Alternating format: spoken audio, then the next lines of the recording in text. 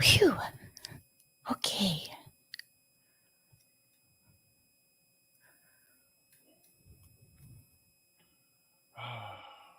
War. Huh. Yeah. What is it good for? Absolutely nothing. Sorry.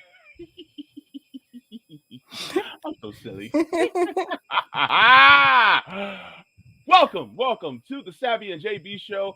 I am your host, JB Font, and I have with me my wonderful co-host, Sabby Sabs.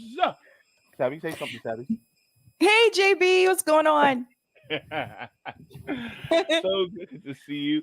Happy Thursday. It is Thursday, August 25th, 2022. It is 6 p.m. We are live. Yes, we are live in front of you.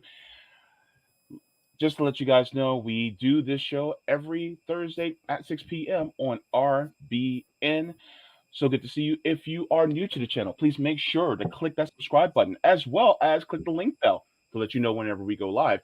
And press that like button just to let you know, to let us know that you like what you're watching.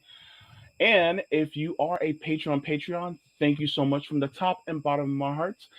And if you would like, you can also become a patron on our Patreon as well. So,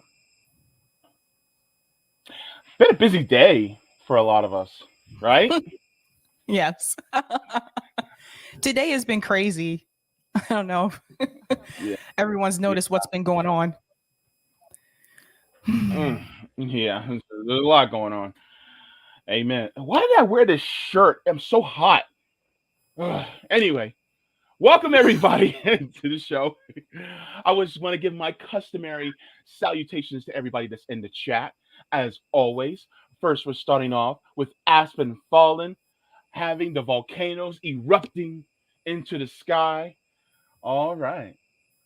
We also have Misha, my bro. Misha, so good to see you. Hype. That's right. Hype to see you in the chat as well. As well as CBC voter Panquake in the chat. Says happy Thursday, Sabby Sabs and JB. Hey, Peace, thumbs CBC. up. Next up, we got Big Mad Crab. Get your pinchers ready. We got Big Mad Crab up in here. Sorry. I don't even have tea right now. But I'm acting like I do. Angela Sangster says yes. Sorry, I had to do it that way. I made it for tea with Savvy and JB live. Hope everyone is well. Good to see you, Angela. Cape Socialist. She deleted her Twitter. She did it Yeah. herself. So just letting you know. So, but we wish her well as always. Nick, our brother from another mother, our RBN comrade, saying my favorite time of the week. JB and Savvy, too powerful. Nick, Chocolate Thunder, my brother. Thank you. You humble me. Thank you. All right. We have Soul saying I'm early. Good. Good to be early. All right. All right. Trish T says JB and Savvy. All right. Eric Gray says, what up, everybody? What up, Eric Gray? Gamer. I'm going to say another happy birthday to you again. That's right. Yep. Are you getting a second one? Happy birthday. You got one the day of. You got one a belated one. That's what we giving out birthdays. We giving out birthdays like love. That's what we do. I'm in a decent mood today. Can you tell? All right. Who also is in the chat? Bizarro Joe. What is this? This is the Sabby and JB show. Have you heard? I mean, we were here last week, but don't call it a comeback. We've been here for years.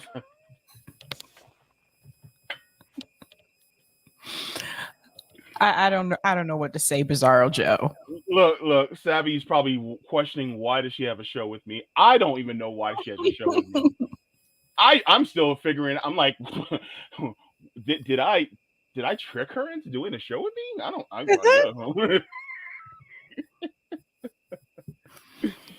She's probably like, damn it, JB. She promised me you promised me lobster. Lobster ice cream. All right. Lone Wolf says, "What? What? Hello." Optimism of the will. So good to see you. All the usual suspect agitating for revolution. That's right. Bryce.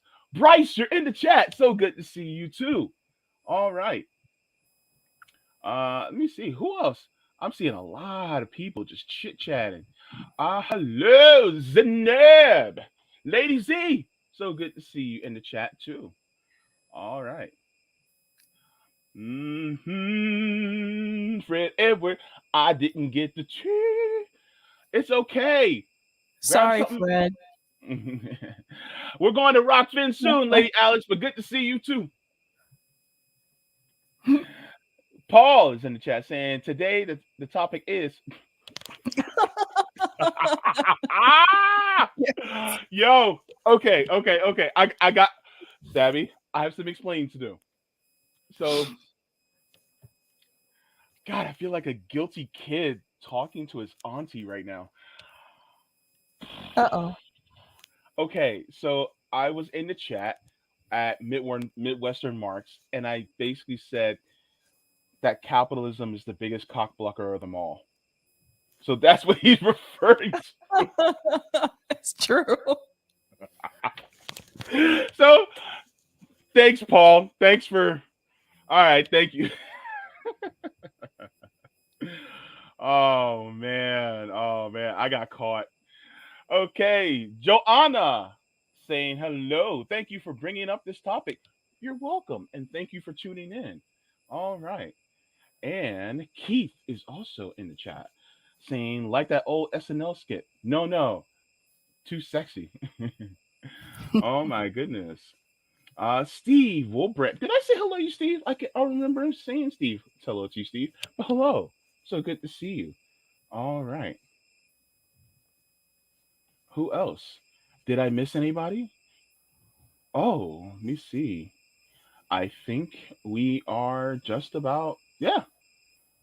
A bunch of more people are. Oh, and we can't forget Mr. The Red, the Eric the Red. So good to see you. All right. My brother from another mother. All right. So, Yay. let's get started with this subject. So, as oh, uh, two more people. Socialist old lady boomer says hi to all. Hello to you, as well as can't be anti-imperialist without being anti-capitalist. Thank you, based God flashy. Based, yes, you definitely are. Thank you so much for that. Mia, listening while on my way home. Good. When I think of home, I think of a place where there's love overflow. I'm sorry, let me stop.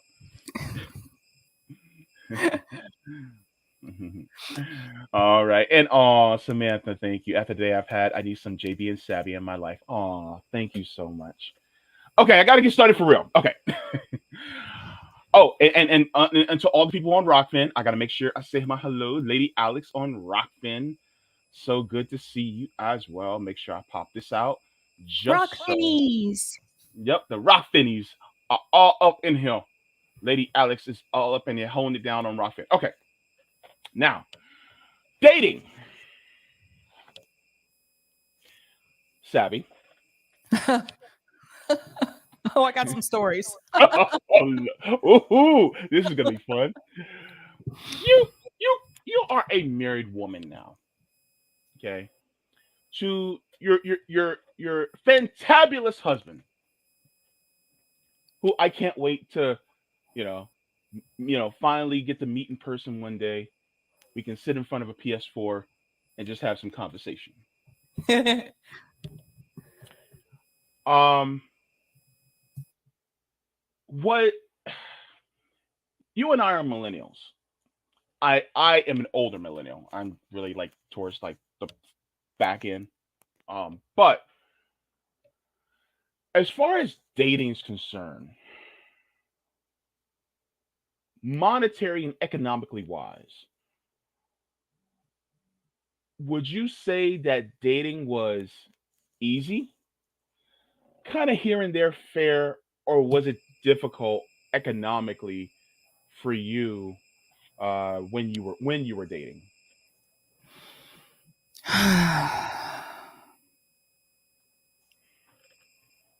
Before or after, like after college or during college? I'm gonna say during college or after college. Uh, fuck. I guess I could say after, because Okay. then you're really like getting things going in your life, career wise and stuff like that. But you can also include during college too. Okay, so during college was easier just because a lot of people that I went to school with, their parents were taking care of them financially, right? So Mm. with me, like my parents helped pay for some of my school, but I had to take out student loans as well. So, but most of the guys that I met, their parents took care of them financially. So whatever money, if they had like a part-time job, whatever money they made from that, it was to do whatever they wanted to with, or their parents just gave them money every month. Like I knew people still getting an allowance when I was in college, like so they didn't have to work. And it was easier in that sense because they didn't have to worry about whether or not they could take someone out on a date, if that makes sense. Like money wise, they didn't have to worry about it. But you got to realize like where I went to school and who I went to school with. I think that's important too. Um, After college was definitely harder. And I think a big part of it was finances. Some of us found jobs immediately after college that paid enough for us to make a decent living, Hmm. but a lot of us didn't. And Hmm. most of us did not find jobs in the field that we went to school for. We just took what we could get to pay our Hmm. rent at that time, to pay for our expenses. And what I did notice, this is like my early 20s, it seemed like for the guys, and I don't know, guys in the chat, you let me know. It seemed like for a lot of the men, there was a pride issue where if they didn't feel they had enough financially or material possessions as well, Hmm. then it seemed like they didn't really want to date until they had those things. Now, don't get me wrong, you also had guys that had no problem mooching off of women. You had those guys too. Like if they met a girl and she had everything, there were some guys that had no problem moving in with her and not working and all that kind of stuff. And there were some women who would put up with that. I Yep. wasn't one of those people. And those would be the guys that are hugging for her from her behind while she's digging in her purse, bringing out Yeah, her credit card yeah, to pay for something. yeah. I If wasn't you one see of them those at the movies people. and she's the one paying and he's all hugged up like, yeah, yeah, Yeah, and it's weird because a lot of it was based on what did you do for a living. So for example, at that yeah. time I had, when I finally got like a professional job, guys would assume that because I had a professional job that I had a lot of money and I didn't. And Mm. I didn't know how to say that because I was taught you don't talk about, my parents taught me like you don't talk about money to like just random, you know what I mean? Don't talk about Of that. course. So I would meet guys, whether I was at like a sports bar, usually happen in sports bars. If I was at a sports bar or something like that, and they would be interested, but once it got to what do you do? And I told them my job, and they're like, oh, so you went to college. And I say, well, yeah, I went to college and I'm thinking about going to grad school. They were not interested. If they were not on that same level, they were not interested. And here's the thing, a lot of times they were making more money than me, but they assumed that because of I had a professional job per se, that I wouldn't need anything from them. And for whatever reason, they wanted to feel needed. Does that make sense? So this was at the point where I had an apartment, but I had a roommate. And a lot of us did, right? So I had an Yeah. apartment, but I had a roommate. We both, were working and things like that. And eventually got to the point where I got my own apartment. It got worse when I got my own apartment because Wow. they would look at it as though you have your own place, you have a car, you have a college degree, you have a professional job. There's nothing I can really do for you. That was very common. Like, and at the time, like this was in when I was still living in South Carolina. At that time, that was very common. And they would have jobs where, like, some of them had worked for like the cable companies, some of them worked in construction, and construction workers made more than I did, way more than I did. Hmm. Like, but there was just this, I don't know. Like they just seemed like because they didn't do what I did, they didn't go to college is a big one, by the way. If they didn't go to college and I did, they felt like, well, no, like I can't do this because they wanted to be either the breadwinner or they wanted to be on top. And well, I'll stop. Anyway, they wanted Yeah. to I can't do it. Woo! But they wanted to feel like they were the ones that were, yeah, like on top. And there was almost like this pride issue if the woman that they were dating did things, I guess, like in your had these goals and professional, I don't know, what do you want to say, degrees, certificates, whatever, and they didn't have that. It was almost like a pride issue. So in my early 20s, when I graduated from college, yeah, like I went on dates, but a lot of times they didn't really go anywhere. Because again, once they would ask that question, it was like immediate, they would just immediately like shut down. And people may ask, well, why didn't you date guys that were like you? Most of the guys that by the time I graduated from college and they graduated from college, they were either already engaged because people down south, like they were getting engaged when I was in college, or they were already in a relationship. So most of the guys in my age group that were single were not coming from that area. And so it was very, very difficult. And I'm a black female.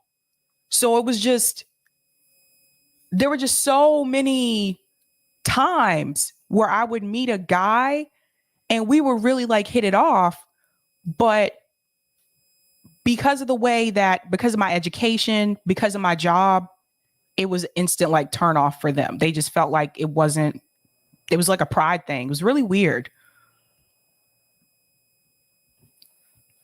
Um, when it comes to guys, I think part of it can be a pride thing. It also may be that they assume that because of your degree and they assume because of the type of money that you make that you are used to a specific type of lifestyle and that they can't fulfill that lifestyle because they feel like they make less than you, but they don't realize that you may be like making less than them. So it's this Mhm. assumption that it's like, well, what can I give her? I mean, she already got more than me. So I think it's partly some guys feel like a pride thing. I think another part is, and it's weird to say, but it also could be a little bit of a inferiority type of feeling too. I don't know, but I'm just that might be a bit of a reach. I don't know. I mean, because I don't date women, so what do I know? But And there was like, material things too. Like they felt like, which was really weird because I was not materialistic ever. Mhm. Yeah, And it was just really weird that like they would feel like they had to have a nice car, they had to have like certain possessions in order to get women to be attracted to them. And I don't think what they didn't realize is like, yeah, I know you see that a lot in music videos, you see that a lot in movies. Society tells you that. But most of the women that I knew really didn't care if you had those things or not. Yeah. I think that I think that's capitalistic Western media conditioning.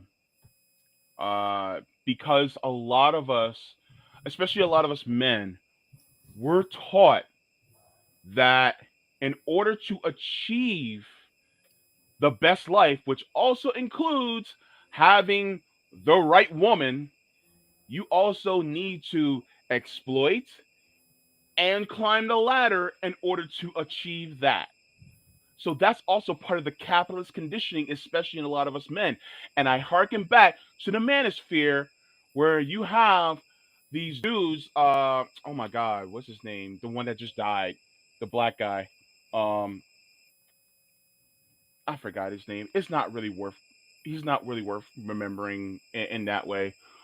But him and the other one that just got taken off of all social media, the manosphere guys, they're ones that are always basically telling you that you need to the Jordan Peterson types, but some of them are black. But I think the problem is a lot of them, they will use that type of mentality to Kevin Samuels. Thank you, Kevin Samuels. They'll use this type of capitalistic mentality to achieve or exploit your way to the top, right? Mhm. To be that alpha male. I hate that phrase. That's the stupidest phrase. Plus, it's based on inaccurate data that even the researcher who created the alpha male moniker actually took it back after he actually noticed wolves in for captivity versus wolves in the wild. But anyway, there's this type of mentality that thinks that you have to be the kind of like an exploitative person within a capitalist system in order to achieve this much, which also means kind of objectifying women to being that prize that you win for having the most things. And so that's a way that a lot of us men are constantly having capitalism pushed on us because it basically means if you are not doing the most as far as capitalism is concerned, then that means you are less of a man. And so our manhood is always being measured by capital. You By think the so? cap. Oh, hell yes. Oh Wow. my God. We are constantly being measured by our productivity. A man's worth is only as good as what he produces. And that is the way it's told. That's the way it's portrayed in media. That is the way it's even portrayed by other men. Patriarchy has been the worst thing for men ever. Patriarchy has messed us up to the point where we honestly have to measure our dicks by the size of our wallets. And the thing is, that's what capitalism has done. And it made it so to the point where because we have to measure it by that, then we avoid actually gaining emotional intelligence to actually take care of the people who we want to be with. So we kind of Wow. forego that. And so I think that's one of the biggest issues. So once we stop this mentality of pushing all this exploitative, trying to get the upper echelons of society, and plus also I hate to put it this way, but there's also some internalized patriarchy that also enters into the woman's brain as well. Unfortunately, Mm. it happened that way. And so, just like for instance, me as a black person, I can have some internalized white supremacy. It can happen. We have to decolonize our minds, just like what Josana always said. So, with that being said, we're constantly being measured against the Musks and against the Gates and against all these super wealthy men who really look. Jeff Bezos couldn't even keep a marriage. Richest man on earth couldn't even say married. Why? Because everything was fine when he was broke. It was cool when he was broke. So my thing is like that's the thing, is that capitalism is bad for men. It's bad for us, and people, and a lot of men don't think it because we're constantly being told. And the problem is the people like the Kevin Samuels of the world and the manosphere, they're attacking our boys at 13, 14, 15, 16 years old. You have these assholes who are on Twitch that are seeing all this misogynistic, patriarchal shit on video games to our boys while they're playing these games, and then they take this stuff in, and then they end up being assholes to women and some of us gays by the time they're in their 20s and early 30s. And then we're wondering, like, why are they doing this?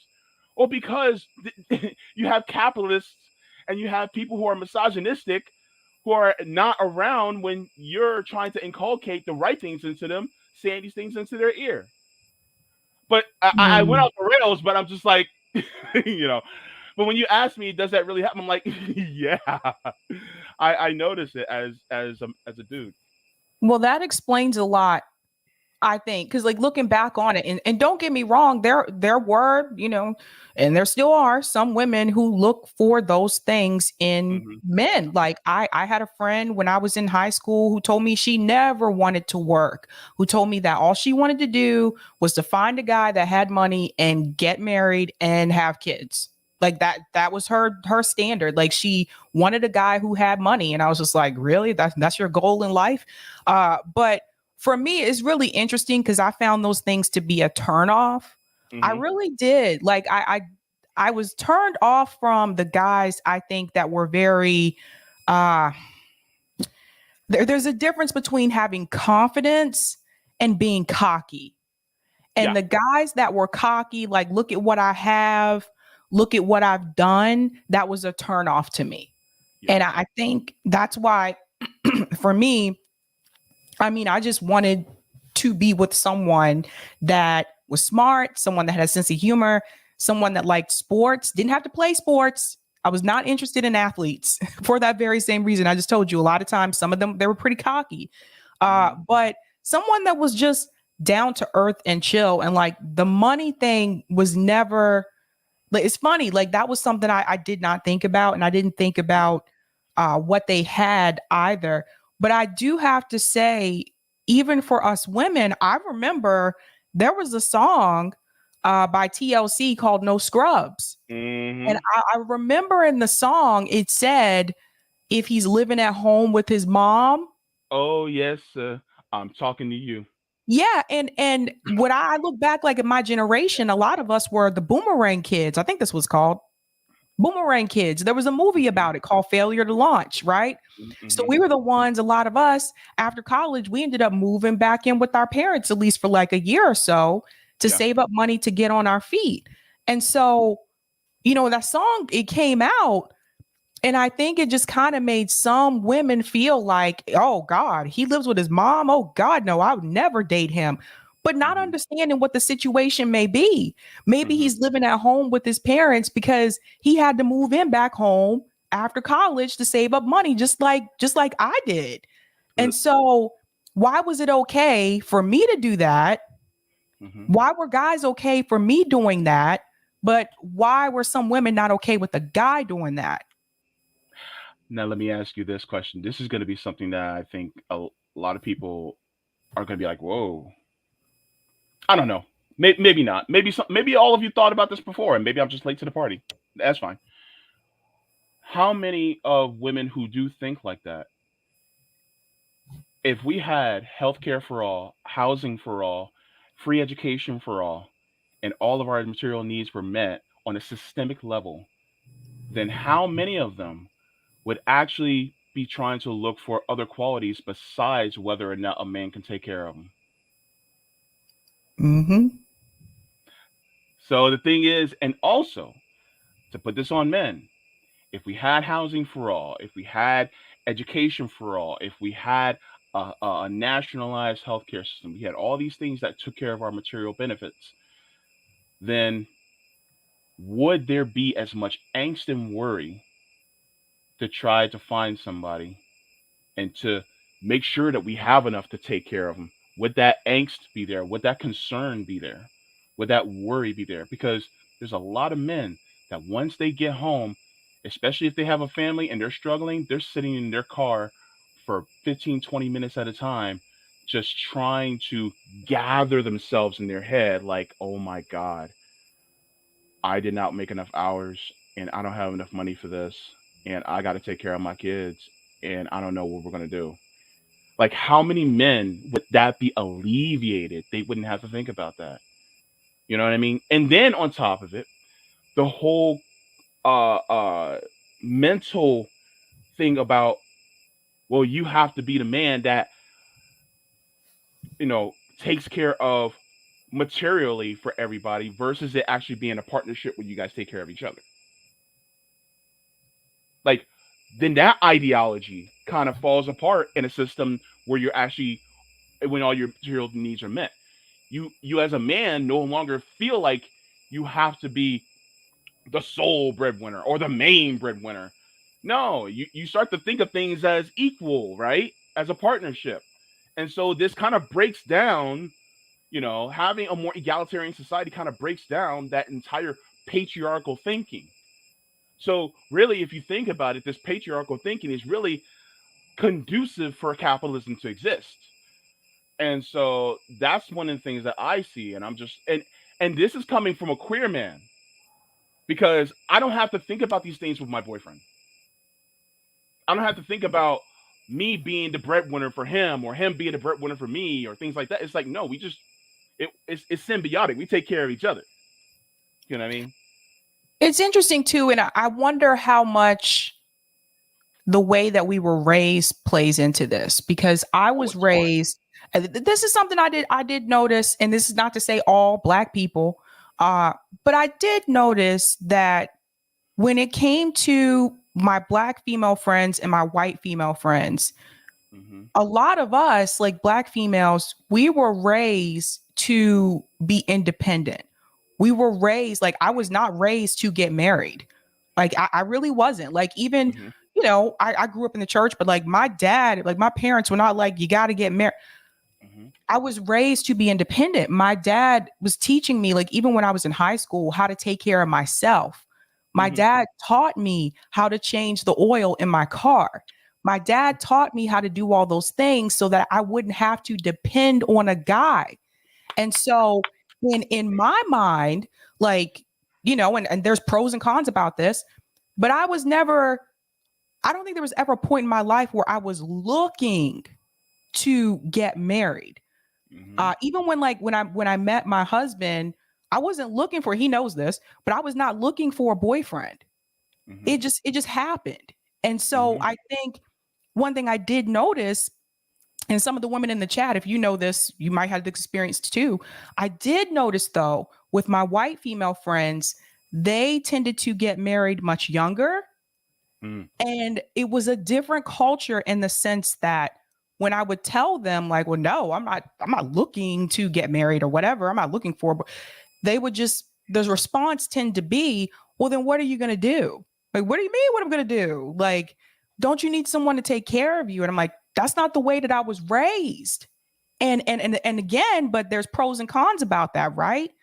Because one of the other things that I've noticed as I've gotten older with some of my Black female friends have said that looking back on it, was that necessarily the right call? Because it got to a point where in this country, speaking for the United States, where Black women, where we were the least likely to get married. And so you have a lot of Black women in this country where we were all going back to school, to grad school, and getting extra degrees, but we were kind of alone. And it's not just Black women, it's Black women and Asian men. You can look up these statistics for yourself. Yeah. We are less likely to get married. Mm-hmm. And I don't know the reason for like Asian men, but for Black women, that's one thing I noticed. Like, we were not raised, a lot of us were not raised to go get married, Mm-hmm. to go start. We were raised to like be independent and to not have to depend on a man. So you had that coming from the home, and you had people like Toni Morrison, who in the 90s, a lot of the books that she was writing, and they made movies out of her books. What were her movies? What was it about? What was she telling you? You don't need a man. Mm-hmm. So it's just very different culture, I mean, I would never, take those things back. Like, I would never say, oh, I wish I didn't get married. Like, I'd never say that. But that was not on my mind, like, as an adult. My focus was school, uh go into a profession, maybe go Mm-hmm. back to grad school, be independent. What can I do to help myself? And so everything else kind of came later. And there's, like I said, there's pros and cons about that. Mm-hmm. So we also have to remember, as a Black community, there was a huge influx of uh, there's a huge influx of Black men, especially fathers, that were basically put into prison. You know, back especially during the crack epidemic. And Yep. so, there's a lot of, single black women that were raising kids. So, a lot of young black girls that were raised by a lot of single black mothers, they basically were like, you know what? Do not depend on a man because you don't need one. And, you get your own first so that if in case you have a man that leaves you, you're good. And That's so, right.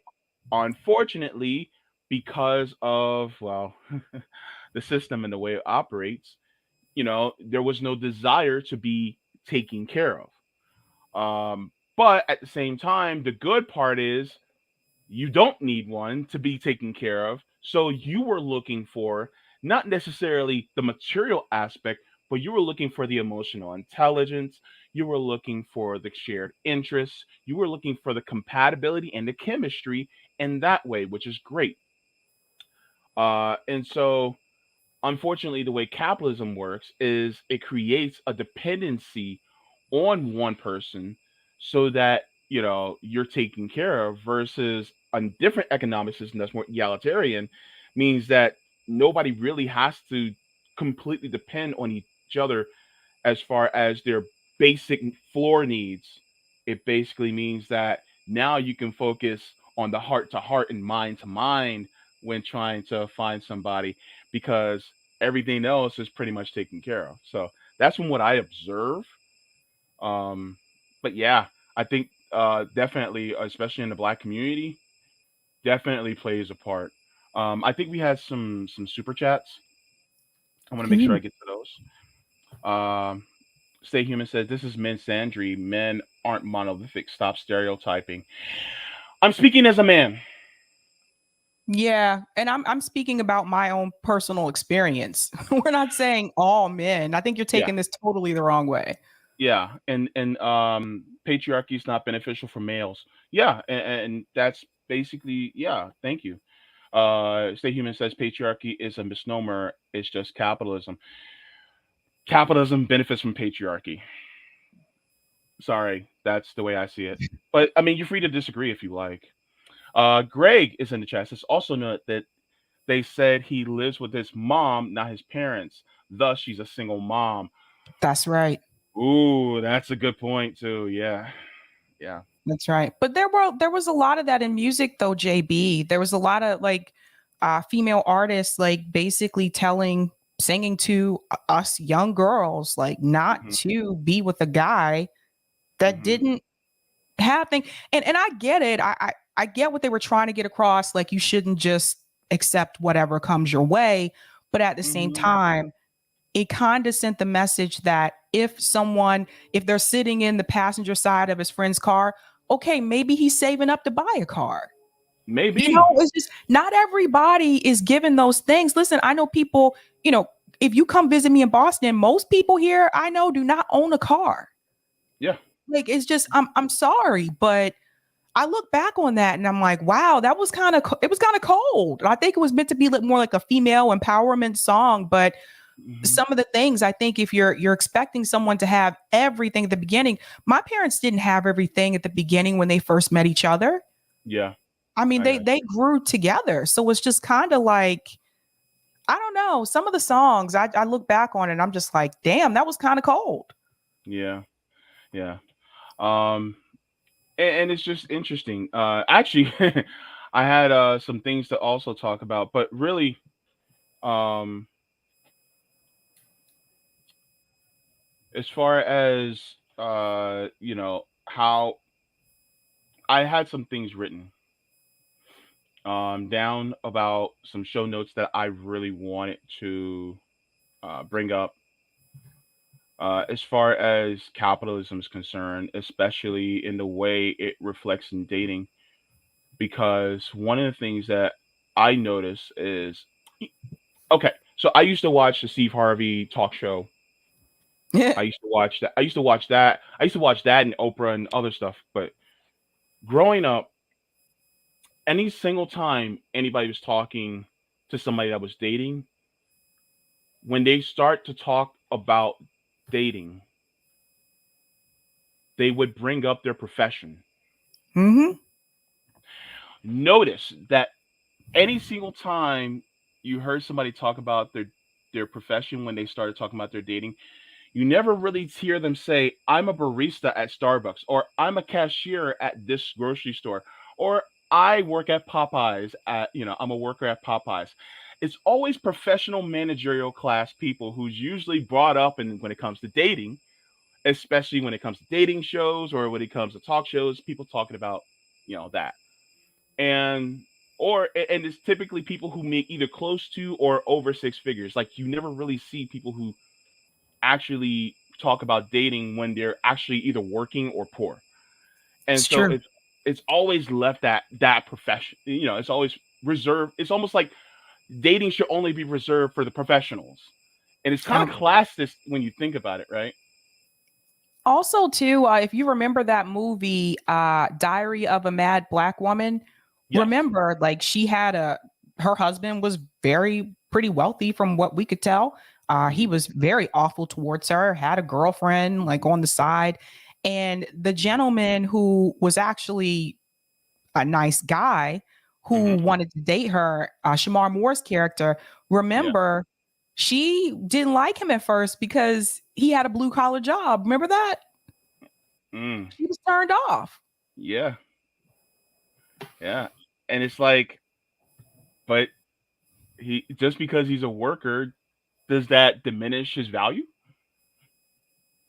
That's the question. I think unfortunately, because of a lot of us, we tend to sometimes we feel like our values diminish because of the materials that we have or the lack thereof.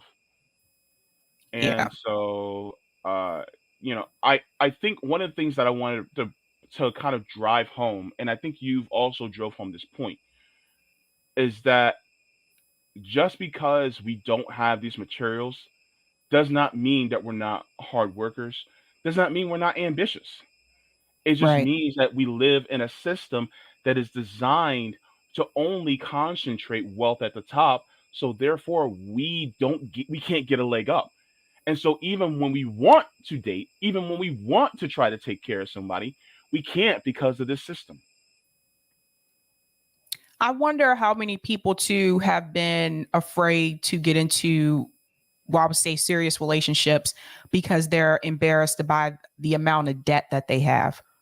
I wonder how many Mm, people have been like afraid of that. Like they don't want that person, like, oh God, like I need to pay my debt off first before I don't want this person to know that I owe all this money. Like I wonder about that too sometimes. Or how many people have been afraid to date someone because of where they live. They hmm. don't want them to see the neighborhood they live in. They don't want them to see their living conditions. I wonder, and like, why should people be ashamed Hmm. of these things? They shouldn't. But Yeah. society teaches you that you should. And you're Hmm. right. When we see dating displayed in movies and TV shows, you're right. It's usually from the view of the professional managerial class. It's usually not from people that are working class. There was a show that was on many years ago called Rock. I don't know if you used to watch that. It Yes, I was remember that. Yeah, he it was was a garbage. He drove a garbage truck, right? Yeah, and it was based in Baltimore, and Okay, he was married, and his brother lived with them, and I think his dad lived with them. I And remember that. I mean, that was one of the few times, with the exception of Good Times. Like I said, I bring up Good Times a lot because I feel like since then, you really haven't seen a show Hmm. that really shows you what it's like to be Black and poor and in a relationship in the Hmm. United States. Like it really gave you that window to that, right? And like you don't really see that now. What do you see instead? You see rich people. Most of the reality shows, what are they about? Real Housewives, uh, Yeah.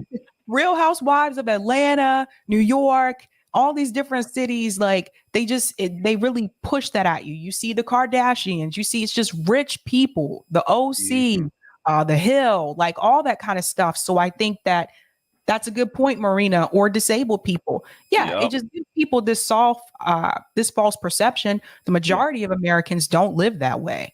Hmm. Yeah. True. And this is back in my show notes.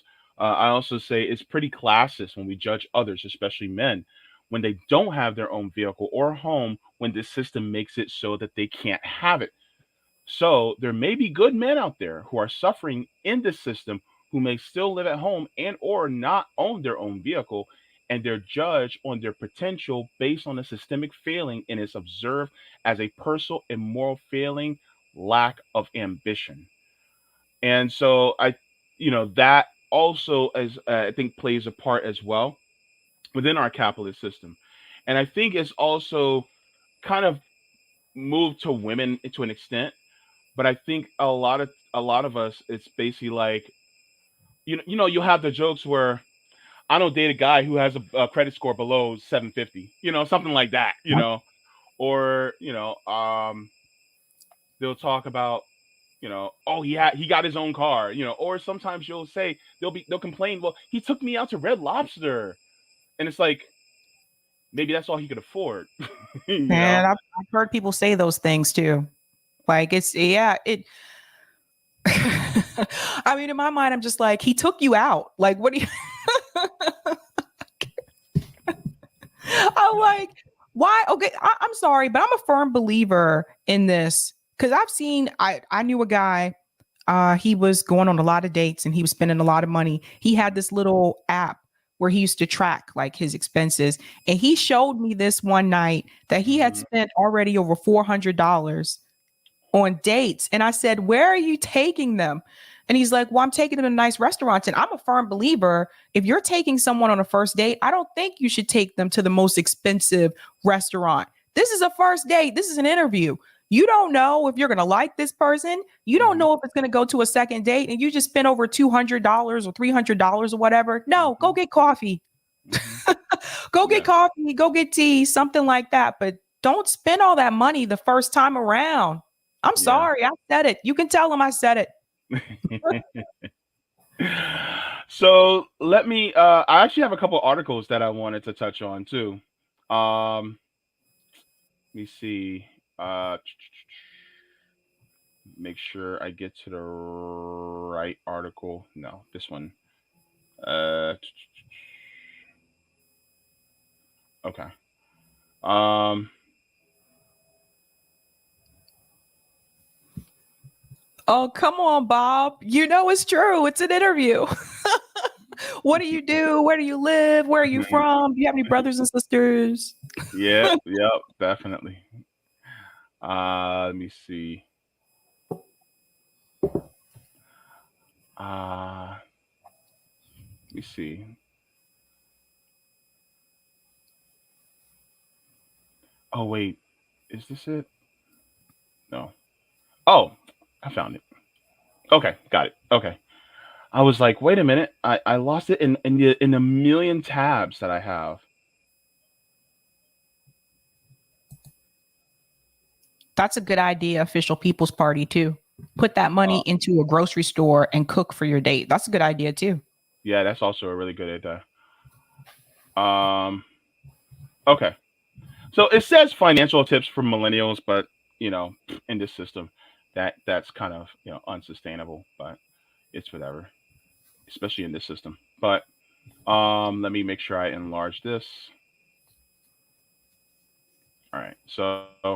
Um, so this was interesting. It said this is from USA Today. It says this is in 2019. It says millennials say dating has gotten way too expensive. 30% can't even afford love. Uh, Mm. so um, there's a 29-year-old says that he was shelling out hundreds of dollars each month on dates and it's completely worth his investment. Says when you meet a person somewhere nice, but that's the point of taking them where someplace nice isn't just to find out. You say, but what's the point of taking them to this nice place just to find out you guys are better just as friends? So you're wasting money. He added, predating rituals like grabbing coffee or ice cream can make potential suitors think you're being cheap when you're really just trying to see if it's all worth it. And I remember when you just said, getting coffee. Some people are like, "Oh, that's it," and it's like, well, yeah, because you're trying to see if there's a connection, you know. Right. Right.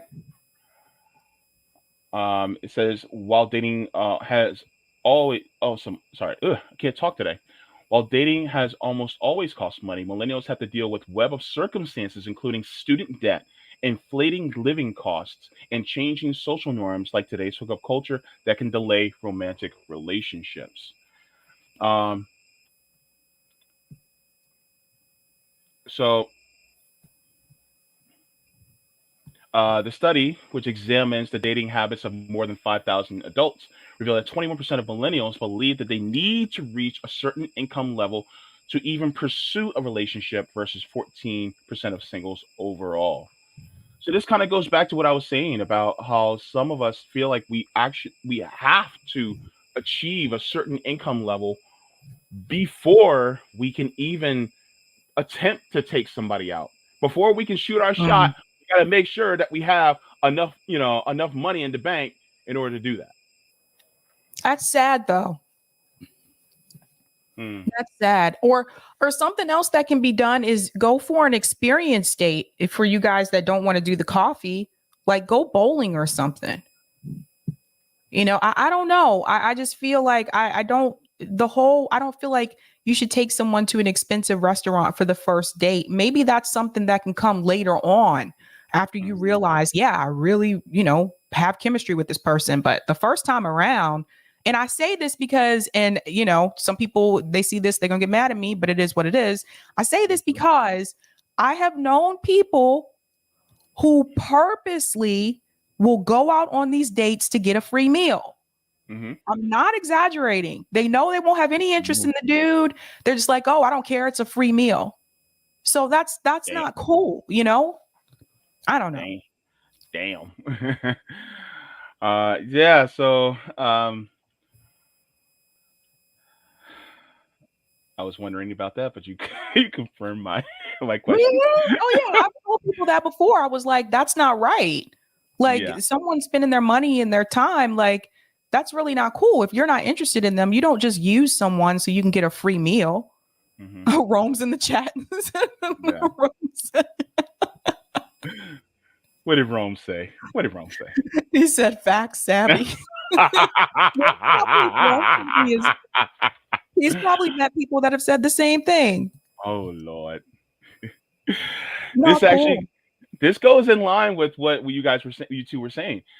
This quote says 2/3 of people in their 20s still live at home, not because they are lazy, but because they are saving their money and they really feel that they need to get their career and finances in order before they marry. It says from Match, it says found that 22% of singles say that a potential partner's financial situation has held them back from pursuing a relationship with them, and nearly a third of singles say their own financial situation has held them back from pursuing love in the first place. Yep. And so, this just goes to show, that a lot of us really, aren't dating as much as we used to. And plus, there's also this certain type of expectation to, to show, uh, you have to show uh, you have to show that you're able to take care of somebody, that you can provide the housing, the healthcare, the education, means to take care of children and things like that. But it puts so much of it on individualistically on someone versus on us as a whole in society. And I think that, that's wrong because I mean, really we should be operating as almost like as the as a global tribe, as a tribe instead of operating on an individualistic basis. But that I guess that's the socialist in me that's saying that, So I'm sorry, JB, but Rome said I've been used for liquor and food. See? That's why it's true. I Rome. Rome. No, my former students used to tell me, they used to talk to me about this stuff a lot. Hmm. And some of them do like the online, have tried online dating or whatever. But one thing they all like were telling me is that they call it hanging out. Like they'll go Mhm. hang out with each other in a group. They won't Mhm. call it a date per se. I don't know. Maybe that's like a newer thing, but Mhm. they were just explaining to me like, look, we don't have money to like, we don't have money to take people out on dates. No, no. Like, okay. JB's gonna get raw and real for a second. All right.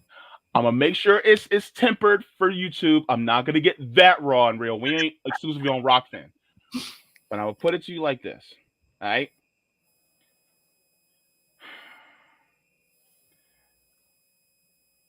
No, I'm not gonna say it like that. Hooking up can even be expensive.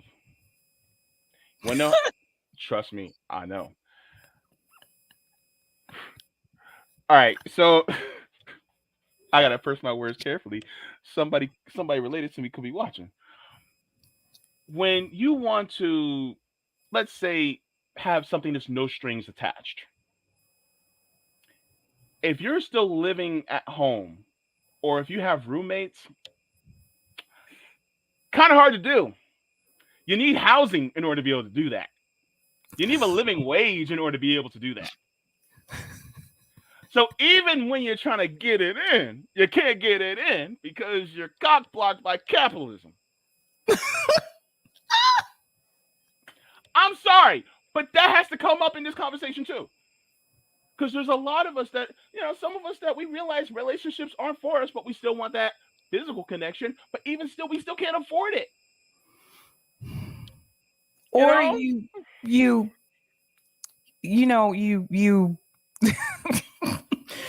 you try to do it, you try to go that route and do it anyway, and your roommate hears you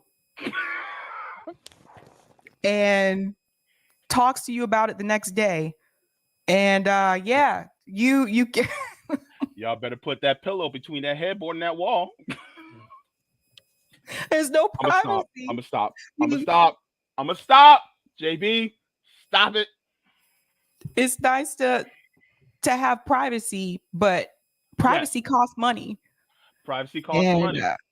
yeah, Yeah, just to say and that never happened again.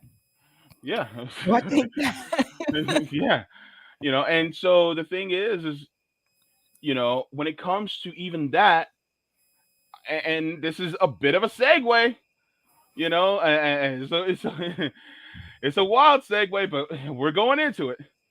Welcome to RBN, folks. All right, so hang on, let me see. Where is it? Where is it? Where is it? Ah, here we go. Bam. The mystery of the declining U.S. birth rate. We having less kids, y'all. yep. We're even having less kids. Now, it could be a host of different things, but kids are expensive too, and we have to literally gauge, even when it comes to getting a relationship or even hooking up, you also have to take into that consideration of, well, there's a possibility I could have, well, not for me because I'm gay, so that worry is kicking out the window. I ain't got to worry about that. La la la la la. Anyway, but for some of you that are more, opposite gender inclined, I'll put it that way.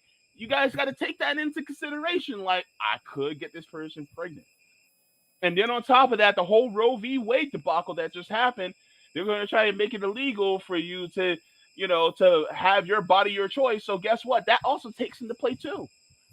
You know, Hmm. so that also plays a part. But there's so many of us that are like, I can't afford it, so I ain't going to do it. So guess what we're doing? You know, a lot of us are going the self care route. Socialism and Nick says, if I had kids, I wouldn't be able to do so much.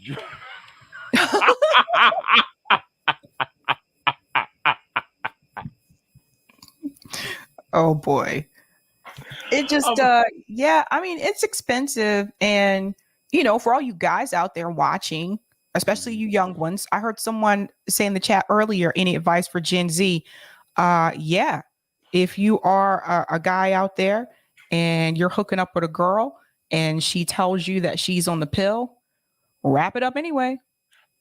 Because Absolutely. not everybody that says they're on the pill is on the pill. Yep. And even if they are, they may have taken it at a wrong time, because people need to realize that when you're on the pill, you have to take the pill at the same time, at the same time every single day. And if you miss the wrong time, then that can also be, a whoopsies. And next thing you know, 9 months later, she's pushing. So That's how some of those professional athletes get caught. look. What did Usher say? Got me so caught up, got me feeling back, caught up.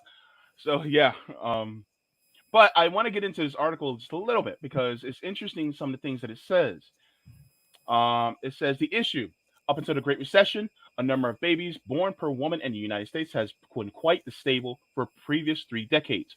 The birth rate fluctuated with a relatively narrow range, often along with economic conditions, with fewer babies born during lean times and with births recovering with economic growth was stronger. However, the U.S. birth rate has fallen precipitously since the 2007 Great Recession, with no signs of reversing. The decline cannot be explained by demographic, economic, or policy changes. It is relative of lower childbearing rates across successive cohorts. There's a couple of paragraphs in here Mhm. that I want to read, and I'm going to read it in the most Dr. Richard Wolff-esque way that I can, because Yeah. it explains a lot. Um, so I think it's this. Let me see. Let me see.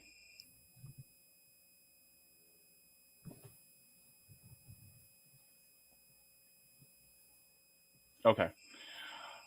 So it says successive generations of women are having fewer children at every age. While the largest decreases of birth rates have occurred amongst women under 30, it is possible that it reflects more of the generational tendency among women to delay childbirth, and there are generational changes taking place. Cohorts of U.S. women born after the mid 1980s are having fewer births at all ages.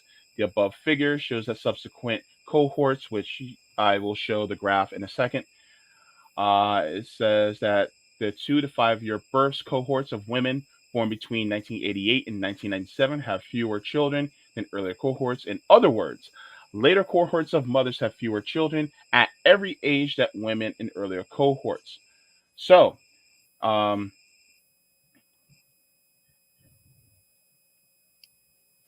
it says a temporary decline in annual birth rates is not necessarily. Let me see. Okay, this is the point that I wanted to make. I'll start here. It says this trend predicts a persistently lower fertility rate in the United States, which, absent increased immigration, would lead to a smaller workforce and an older population. In general, a smaller workforce and an aging population would have a negative implications for economic productivity and per capita income growth. In addition, the combination of a smaller workforce and an aging populations puts fiscal pressure on social insurance programs like Social Security, which is complete and utter bullshit according to MMT, that rely on tax payments from current workers and pay the benefits of current retirees. Some observers point to the idea that, all else equal, a shrinking population will reduce humans' carbon footprint, which and hence have positive environmental effects. We're not aware of any evidence, though, that population decline correspondence to the size of the drop in U.S. fertility would have a meaningful effect on climate outcomes. But the point being is that a lot of people are now becoming concerned about the birth rates. Well, primarily because they want the workforce to grow, which kind of goes into the whole Roe v. Wade thing, talking about that. But even still, I would like to say that capitalists really are shooting themselves in the foot, because if they really want the workforce to grow, well, then we can't afford it. And so then we're not having kids. But that's the thing I was saying about Roe v. Wade, though, and the overturn, and people like Bill Gates saying that he's concerned about the decline of the child birth rate. Why would Bill Gates be concerned about that? Labor. They need people to do the labor. I mean, yes, there's going to be AI and all of that, but there's still some jobs that you will actually need physical human beings to do, at least for the next 20, 30 years, right? Mm-hmm. So pay attention, folks. Like, this is what I've been telling people. They know that, especially millennials, Gen Z, they know we're not having kids the way that our parents and our grandparents did. They see it. Mm-hmm. Also, daycare is expensive. Yes, it is. And the thing is, they won't give us time off. They won't give us child, parents pay parental leave in order to take care of our kids. So guess what? Then we're gauging the economics of it, and we're saying, you know what? Then we're not going to have more kids. And now you got the capitalists going, oh my God, they're not having any kids. What do we do? Well, we can't fix the situation systemically so that they do have more kids, because then that'll be bad for us, so that we end up just losing our status as being the masters of society. So what else do? We force them to have kids. So that's what they do. Yeah. And another thing I want to point out as well, it's a little bit different now than it was like with our parents and our grandparents, because we are less likely to have a safety net. Now, Yeah. what do I mean by that? Because a lot of us, like millennials, like, to get those jobs that are paying more, a lot of us had to move. Like, I'm one of those people, I had to move. My friends have had to move to different states, different city, a little bit different, but like to different states here and there. And we are not in the same state or city with our parents or our grandparents. So we have no safety net to come in and take care of our kids if we have kids. We don't have, a lot of us don't have it. So, like, for example, my parents are over 800 miles away. My mom can't just pop in and say, okay, if I had kids, like, okay, I'm going to babysit for you. She can't just do that. When my parents were, when they had me and my sister, granted, we were military, so we moved around, but the family members I had that did not have a military, job, they had that. They were still in Baltimore, so they had my grandmother and my grandfathers to help them with the kids, to come in and step in so they didn't have to pay for daycare. A lot of us don't have that because, Yeah. like I said, we had to move to get those jobs that paid more. So that's another thing too, like not having that safety net. If you're in a state all on your own, I know people that moved here to Massachusetts for jobs. They've had multiple kids. They have no safety net. Yeah.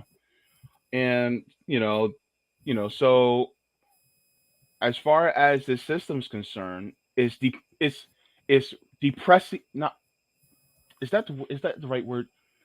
It's discouraging us from having kids. It's discouraging us really from finding love.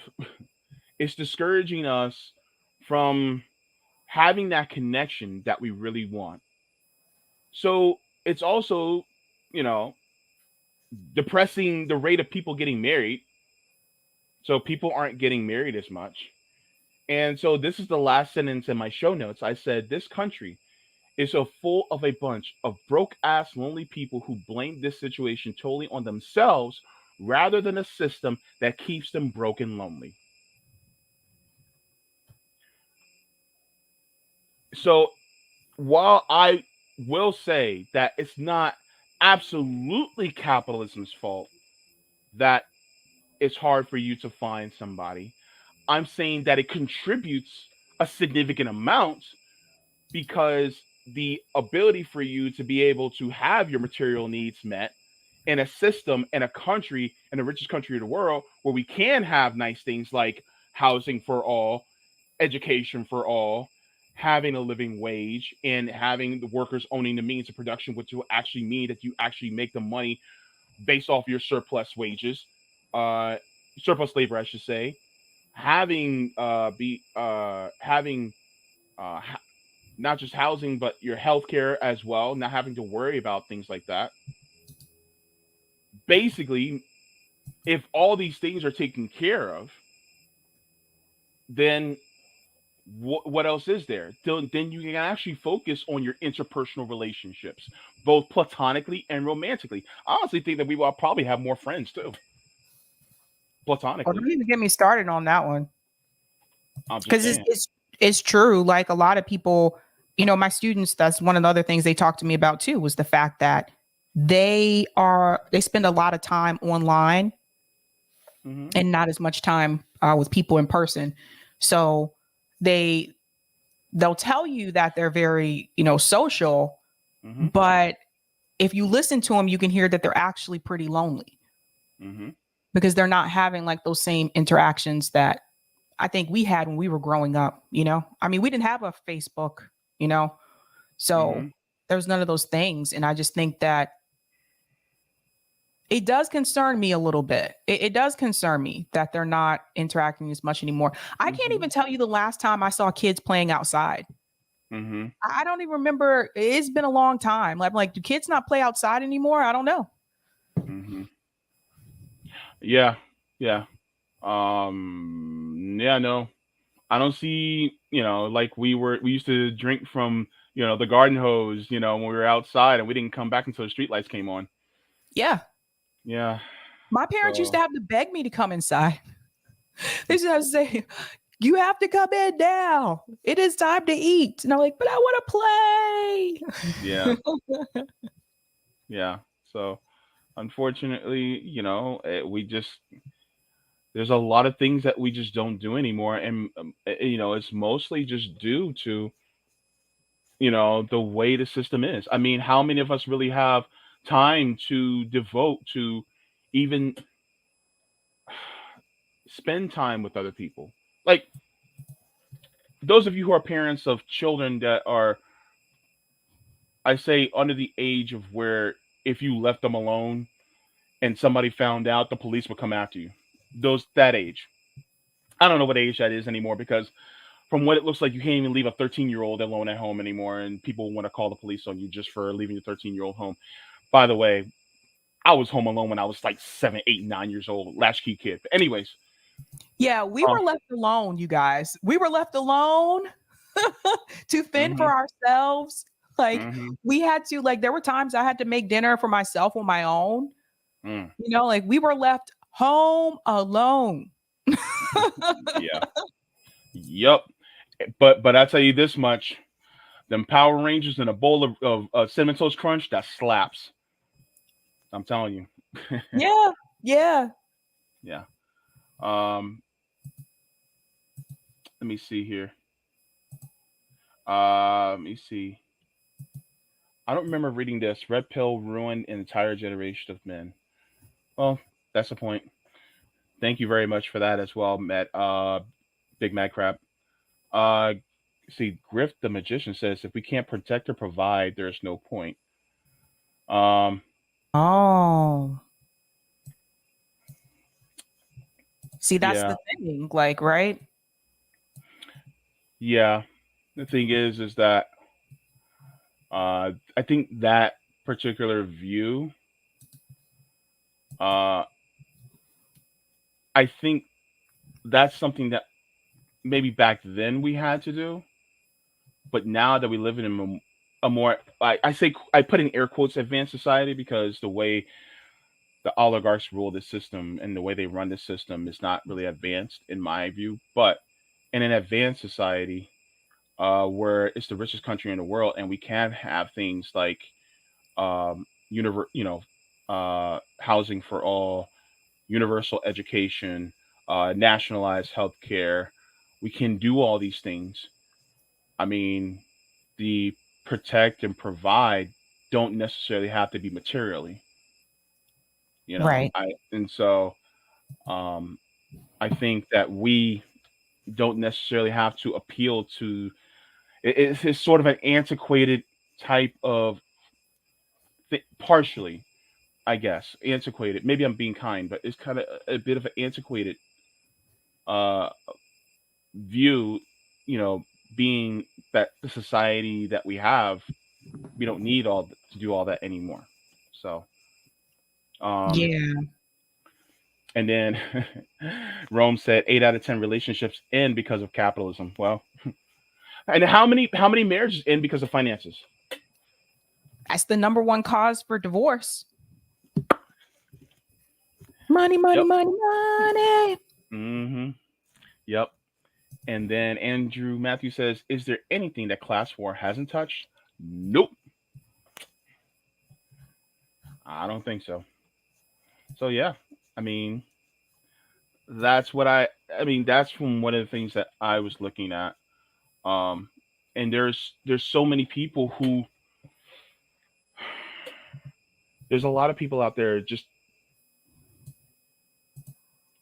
they honestly and this hurts. They think that it falls on them. Mm. That they think that it totally falls on them. And then you'll have people who go, "Well, what am I doing wrong?" And it's like, Yep. and I'm like, "Are you being yourself? And are you trying to be the best version of yourself?" Well, yeah, I'm trying to be the best version of myself.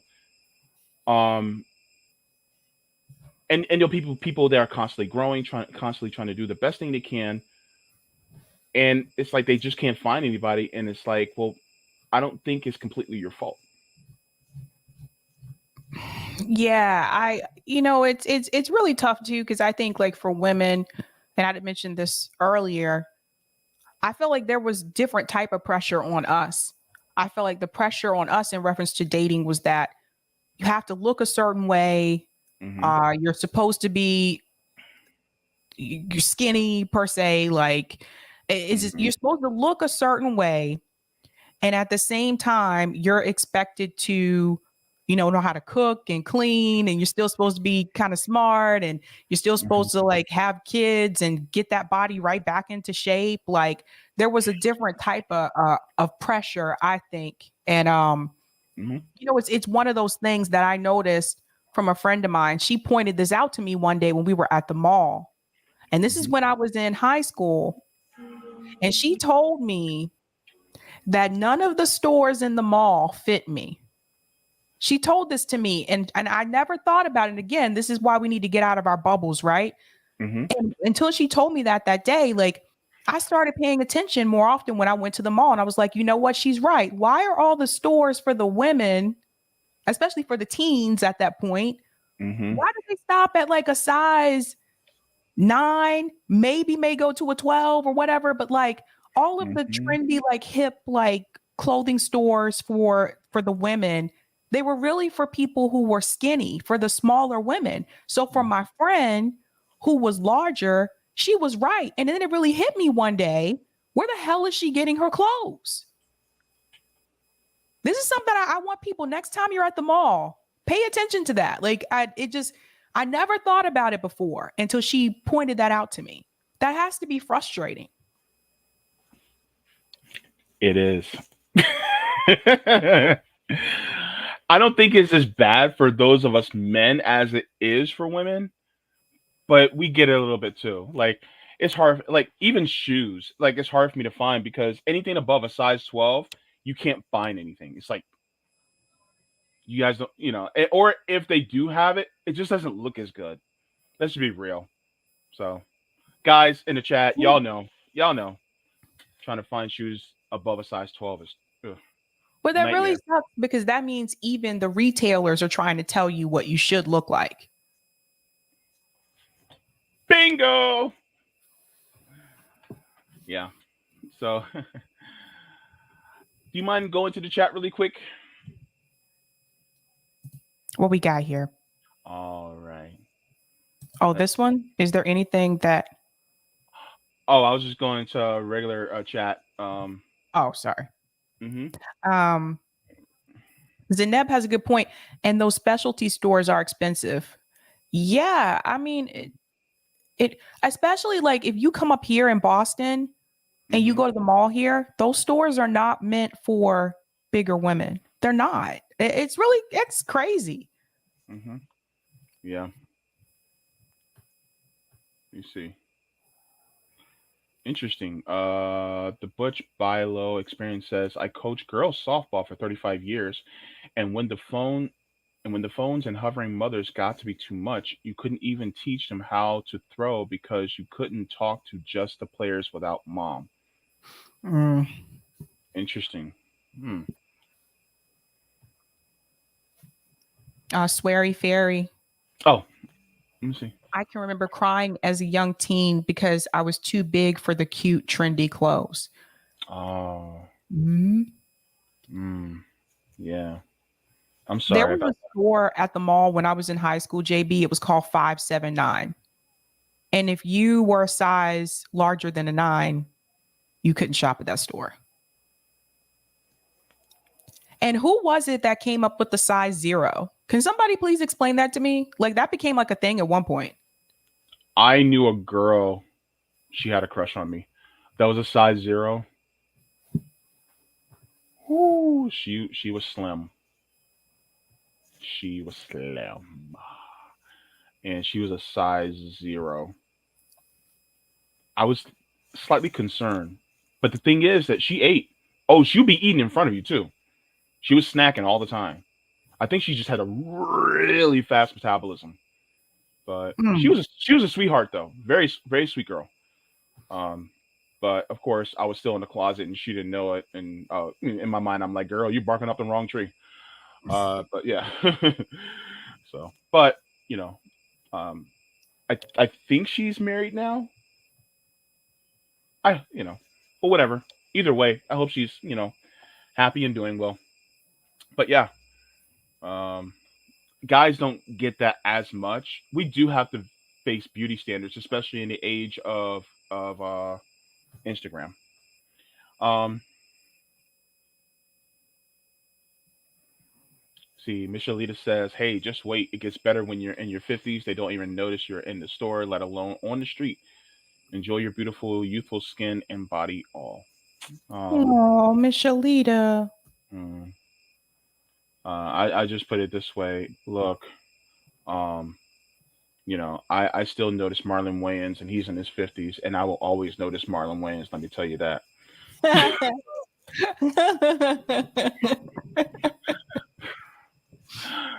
Fine for fine, fine, fine, fine. And this is Anyway, why I think plastic surgery has also increased too. Part of that could be because of the beauty influencers too on like social media, but plastic surgery's increased. They advertise on college campuses. I don't know if people know that, but that is a what? thing now.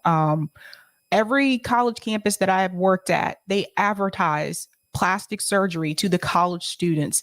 And I used to say to them, don't you dare even think about getting plastic surgery. You're 18, 19 years old.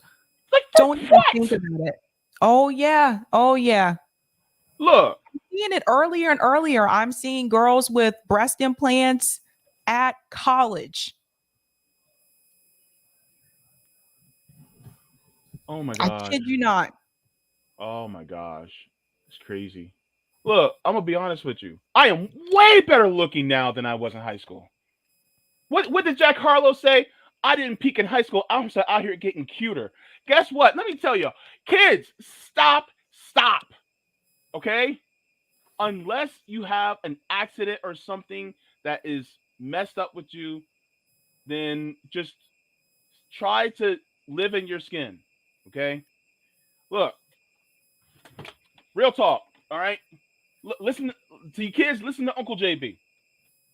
There once was a young man named JB. Okay?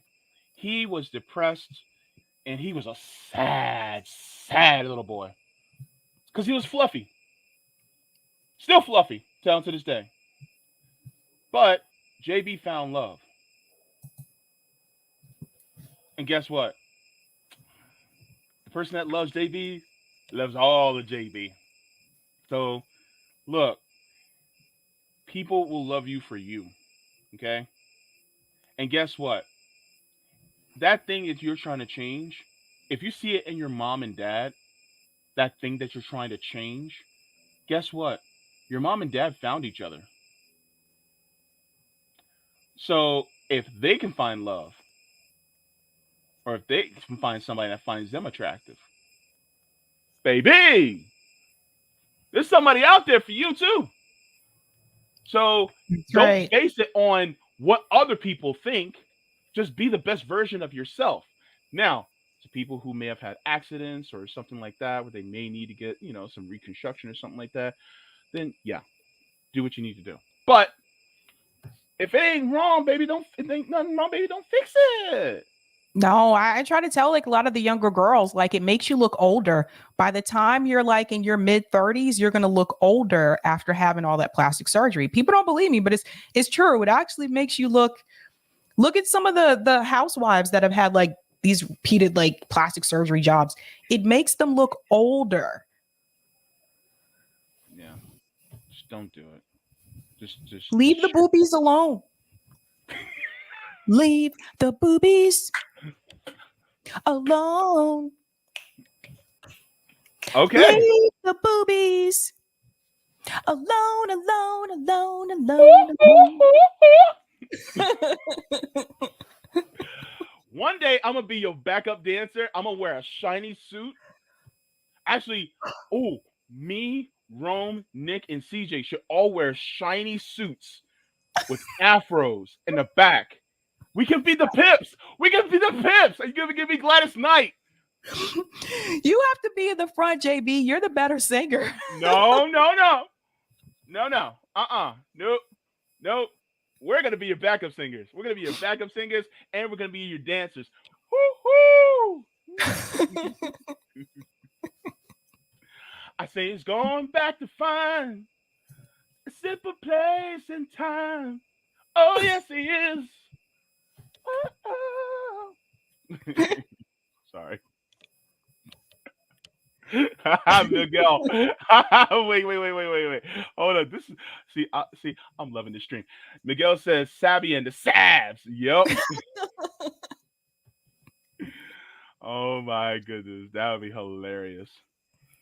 But yeah, so we're coming up, on our cutoff time, but I really do think that one of the best ways for us to truly change this sphere of how we're unable to truly really fulfill what we want both romantically and platonically as human beings, and even as in a familial aspect, wanting to grow and raise a family, I think is what we're doing now is organizing, is trying our best to make sure that we can give ourselves a future where, at least if not for ourselves, the younger generation, where they don't have to worry about these things as much.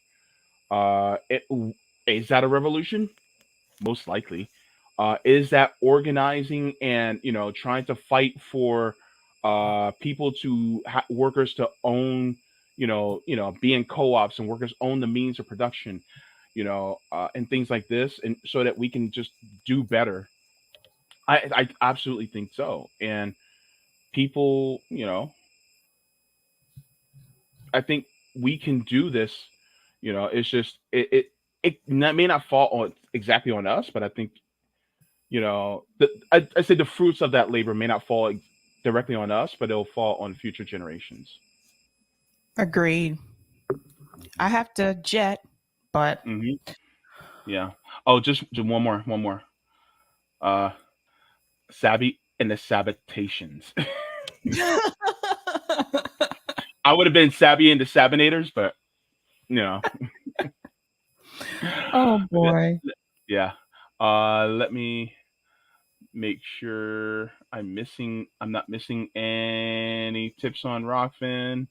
I think we're good. Okay. So yeah, so that was, so basically the problem with dating today is capitalism. That's basically all the long Yep. and short of the entire, you know, thing. That's the main takeaway. That's one of the primary issues for it. So what's going on tonight, Sabs?